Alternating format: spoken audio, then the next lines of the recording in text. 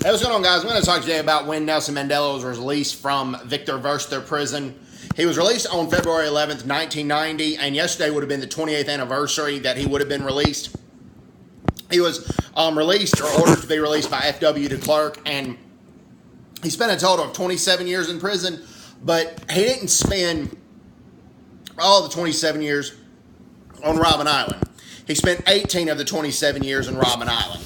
And on Robben Island, he was allowed to write a letter and receive a letter once every 6 months. And he was allowed a visitor once a year for 30 minutes. But his determination to end apartheid and his belief in the Rainbow Nation never died, in spite of all the hardships he endured. And he led protests in prison, and it got better. Because of that, the conditions for the political prisoners in Robben Island got a lot better.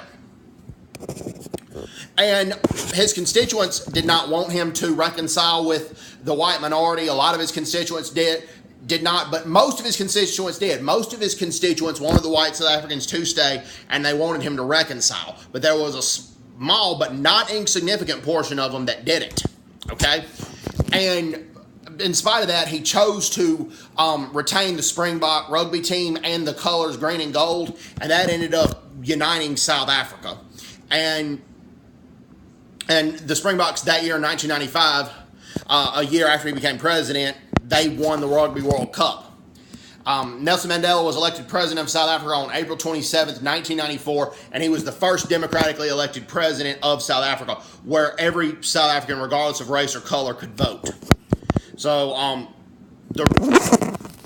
glad Nelson Mandela was released from prison. And, he was a good president for South Africa. There was a lot that he did that I didn't agree with, but a lot that I did agree with as well. Hope everyone's doing well. Take care. God bless. Bye-bye. Bye-bye.